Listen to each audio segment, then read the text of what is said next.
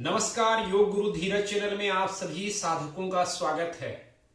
साल दर साल बीत जाएंगे, लेकिन कुछ सिद्धांत, कुछ नियम ऐसे हैं जो शाश्वत है। इस बीच में कई सारी बातें आएंगी, कई सारे बातों में हम भ्रमित ना हो जाएं, इसलिए आज का वीडियो है भोजन को लेकर के कि हम जो खाना खाते हैं उसको हम कई गुना पावरफुल कैसे बनाएं, वो कैसे हमारे जीवन को ज्यादा से ज्यादा ऊर्जा, शक्ति और जीवन दे सके। हम इस भूल भुलैये में फंस जाते हैं कि कितनी ग्राम कैलोरी का प्रोटीन का हिस्सा हमारे शरीर में जाना चाहिए। आज तराजू लेके लोग बैठे हुए, कितनी कैलोरी आपको फैट जाना चाहिए, इतनी कैलोरी आपको मिनरल्स जाना चाहिए, इतना कैल्शियम, इतना विटामिन, हर चीज जैसे नाप जोक के खाते हैं। और जीवन जैसा है वैसे नाप जोक में चलता नहीं, और आप नाप जोक के कर भी नहीं सकते। कोई तराजू ले के कैसे खाना खा सकता है? तो वो खाना नहीं खाएगा, बस तराजू ही उसके दिमाग में चलेगा। और शायद इसीलिए जितने लोग ये कैलोरी को नाप करके भोजन कर रहे हैं, वो बहुत दीर्घकालिक लाभ भोजन का जो जीवन को मिलना चाहिए वो हासिल नहीं होता। आखिर हम कैसे अपने भोजन को जो हमारे पास ही उपलब्ध है उसको कई गुना पावरफुल कैसे बनाएं? क्योंकि जब आप कई सारे आर्टिकल पढ़ेंगे, वीडियो देखेंगे, तो कुछ ऐसे फूड के बारे में, ऐसे भोजन के बारे में बताया जाएगा जो आपके पास अवेलेबल नहीं हो, उपलब्ध नहीं हो। क्योंकि हर व्यक्ति इकोनॉमिकली, आर्थिक रूप से उतना सक्षम नहीं है कि उसको कहा जाए कि इतना आपको ये खाना है, या ड्राई फ्रूट्स इतनी लेनी है, आपको ये फल खाना है जो इंपोर्टेड है, आपको इस तरह की सीड खानी है, बीज खानी है, वो इतने महंगे हैं। हर आदमी उसका इस्तेमाल नहीं कर सकता, उतना बजट नहीं कि घर चलाएं या सीड और फल फ्रूट खाएं। भारत की अपनी चुनौती, अपनी समस्याएं हैं। ऐसे में हम कैसे उन भोजन को तलाशें, समझें जो हमारे पहुंच में है और वो हमको परम शक्ति दे सकता है। और वो बहुत कठिन बात नहीं है। कुछ यौगिक सिद्धांत को, आयुर्वेद के प्रिंसिपल को आप याद में रखें, ख्याल में ले आए। आप जो भी भोजन करते हैं उससे परम ऊर्जा का उद्घाटन आपके जीवन में हो सकता है। बहुत छोटी छोटी बातों पे ख्याल रखें। एक दो उदाहरण से मैं आपको ज्यादा इन बातों को स्पष्ट कर देना चाहता हूं। जैसे आसपास में आप पशुओं को देखते हैं, गाय है, बकरी है, हमारे आश्रम के इर्द गिर्द में नीलगाय है। वो क्या खाते हैं? कई बार देखेंगे कि एक ही चीज, कुछ आसपास के पत्तों को नीलगाय दिखते हैं, खाती रहती है हमेशा। ऐसा जरूरी नहीं कि उनको गेहूं का खेत मिल ही जाए, वहां भी सुरक्षा के बहुत पहरे हैं। लेकिन किसी भी नीलगाय का शरीर ऐसा नहीं देखता हूं कि कमजोर हो या उसके शारीरिक क्षमता में कोई कमी आई। महत्वपूर्ण ये नहीं है कि आप क्या खाते हैं। योग ने हमेशा इस बात पर फोकस किया कि आप क्या हैं और आप कैसे भोजन को ग्रहण करते हैं। ये दो महत्वपूर्ण बात है, इस पे पहली बात समझ लीजिए। सबसे महत्वपूर्ण है कि हम कैसे हैं, हमारा होना कैसा है। जैसे कि मान लीजिए आप बाइक चलाते हैं, कार चलाते हैं, उसका इंजन खराब हो तो आप कितना भी उसमें पेट्रोल, डीजल क्वालिटी वाला डाल दीजिए, सुपर पेट्रोल डाल दीजिए, लेकिन वो बेहतर रिजल्ट नहीं देगा। वो इसीलिए कि उसका सिस्टम करप्ट है। इसलिए पहले आपका सिस्टम यानी पाचन प्रक्रिया वो बेहतर। पाचन प्रक्रिया कैसे बेहतर हो? जब हम नियमित तौर पर उसके बेहतरी के लिए कार्य करते हैं, जिसमें आसन है, रिलैक्सेशन है, योगिक डीप स्लीप है जैसे शवासन, योग निद्रा, और मानसिक रूप से हमारी जो शांति है। क्योंकि अगर हम मन से शांत नहीं हैं तो तनाव आएगा, और तनाव में हमें अपचन, आईबिएस, आंत पेट का रोग और इस तरह के लीवर से संबंधित कई सारी समस्याएं होती हैं।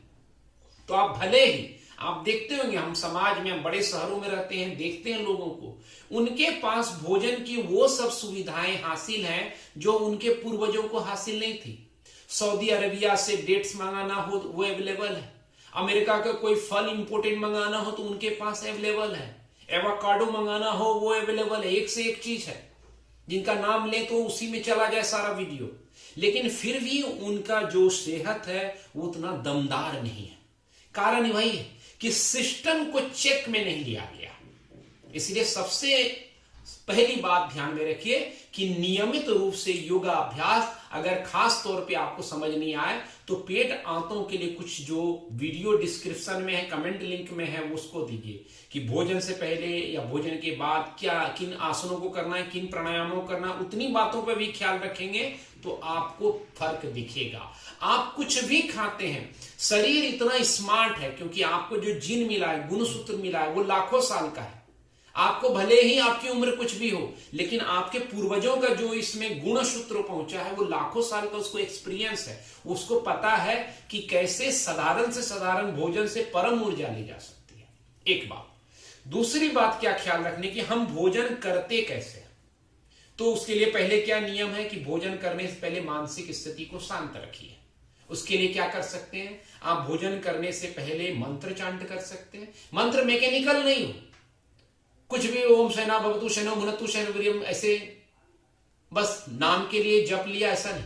उसमें भाव हो, शांति हो, ओंकार कर लीजिए, भ्रामरी कर लीजिए, 2-4 प्राणायाम ही कर लीजिए, शांत लगे ब्रेन, उसके बाद भोजन कीजिए। जब आप शांति से भोजन करेंगे तो वह कई गुना ऊर्जा ज्यादा दे देगा। और इस बात का तीसरी बात जो ख्याल रखनी है कि हम जो तराजू लेकर के सोचते रहते हैं कि ये कैल्शियम इतना आया, पोटेशियम इतना आया, आप मल्टीपल चीज जो वनस्पति यानी नेचर आपको दे रहा है अलग अलग तरह का, वो सब कलरफुल जो है वेजिटेबल्स हैं, सात्विक आहार जिसको कहा गया, यानी उसमें सब्जियों की मात्रा ज्यादा हो, सलाद की मात्रा ज्यादा हो, थोड़ा बहुत अनाज, और अनाज में भी क्या, साबुत अनाज यानी धुली हुई पॉलिश की हुई दाल आज हम खाते हैं, उसका कवर छिलका हटाया हुआ होता है। चावल है उसका कवर छिलका हटाया रहता है। तो उससे अच्छा है जो ब्राउन किस्म का चावल आता है, पहले जो गांव में हम लोग खाते थे और आज फिर चलन में आ गया। एक समय दलिया था, उसको पशु आहार मान के हटा दिया गया, आज बड़े बड़े शहरों में बड़े बड़े लोगों के बीच में चलन है। ऐसे कई सारे चीज हैं जो पहले गांव समाज में लोग धिक्कार देते थे, आज वो बड़े चलन में है। इसलिए अपने रूट के तरफ, अपनी जड़ों की तरफ लौटिए। जो पारंपरिक भोजन है उसमें इस बातों की व्यवस्था रखिए कि जो नेचर वनस्पति दे रहा है उसका सेवन करें, फल का सेवन करें, जितना सात्विक हो। प्रोसेस्ड यानी उसको जितना हम पकाएंगे, अलग अलग फॉर्म करेंगे, तेल से तलेंगे, दूसरे फॉर्मेट में चेंज करेंगे, वो नुकसान करेगा। जैसे गन्ना है उससे गुड़ निकाल के खाएं तो वो ज्यादा फायदेदार है। गुड़ को फिर जितना पॉलिश करके चीनी कन्वर्ट करेंगे, चीनी का नुकसान है। तो सीधा सीधी जो चीज ले सकें, साबुत जो चीज है वो आपके लिए परम चीज है। अब चना है, आता है अभी मौसम है, चना आप झाड़ आता है उससे चना खा लिए, जो सीधा है मटर का दाना है वो निकाल के खा लिए, ऐसा साबुत अनाज उसको अब अलग से प्रोसेस कर रहे हैं, वो नहीं, वो ज्यादा आपको लाभ देगा। और जब भी भोजन कीजिए शांति से, मंत्र करने के बाद या छोटे प्राणायाम करने के बाद कीजिए, और उसके बाद बहुत धीरे धीरे से चबा करके खाइए। शास्त्र कहता है कि 32 बार एक निवाले को चबाइए। चलिए आप आज के मॉडर्न टाइम में 50% डिस्काउंट कर देता हूं, आप कम से कम 16 बार भी अच्छे से चबाइए, फील कीजिए। जैसा तंत्र के पुस्तक में शिव जी कहते हैं मां पार्वती को कि जब तुम भोजन करो, भोजन का स्वाद बन जाओ, हे पार्वती, इससे तुम्हारा जीवन रूपांतरित हो जाएगा। तो शिव जी खुद गारंटी दे रहे हैं, आप इन लोगों की गारंटी में क्यों फंसे कि ये खाने से ये हो जाएगा, वो खाने से। अरे शिव जी कह रहे हैं कि जो खाओ उसका स्वाद, टेस्ट, मतलब उसको इंजॉय करो, उस इंजॉयमेंट, आनंद से तुम्हारा जीवन बदल जाएगा। तो शिव जी को स्वीकार कर लीजिए, अपने को इधर उधर जाने की कहां आवश्यकता। प्रथम गुरु है योग के, आदि गुरु। तो आदि योगी की बात मान करके इस तरह से भोजन कीजिए कि भोजन को अर्पित कर दें परम प्रभु को, जिसके प्रति आपका अनुराग है, प्रेम।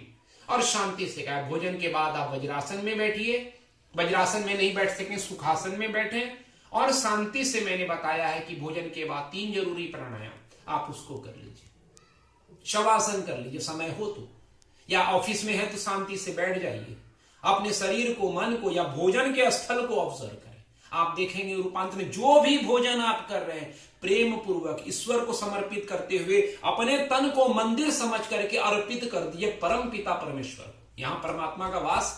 आप भोजन ऐसा कीजिए जो कचरा नहीं, क्योंकि हमारा शरीर कचरा नहीं है, डस्टबिन नहीं है। डस्टबिन में हम क्या करते हैं? कचरे को डालते हैं। तो जो भी गंदा चीज आप डालेंगे, सिगरेट डालेंगे, शराब डालेंगे, तंबाकू चबा के खाएंगे, पिज्जा बर्गर खाएंगे, तो वो डस्टबिन में जा रहा है। तब आपका शरीर मंदिर नहीं रहेगा, डस्टबिन रहेगा। डस्टबिन कैसा होता है? बदबूदार, बीमार, लाचार। तो आप अपने आप को क्या बनाना चाहते हैं, मंदिर या डस्टबिन? कमेंट जरूर कीजिएगा। आप क्या चाहते हैं? आपका शरीर मंदिर हो, परमात्मा का वास हो, या डस्टबिन हो जहां कूड़ा फेंका जाए? चुनाव आपका है, स्वास्थ्य आपका है, अब बीमारी भी आपकी होने वाली है। इसीलिए सचेत हो जाइए मेरे बंधु। और 2021 में इससे बड़ा कोई मंत्र नहीं हो सकता है, इसका पालन कीजिए। आप स्वस्थ रहें, निरोग रहें, स्वस्थ चुनाव हो, यही शुभकामनाएं आज के लिए। आपका साल नवीनता के साथ, जीवन की उत्सुकता और उल्लास के साथ हो, ऐसी शुभकामनाएं देते हैं। गुरु भगवान वशिष्ठ से आपके सुंदर स्वास्थ्य और सुंदर पारिवारिक जीवन की कामना करते हैं। जय हो, हरिओम।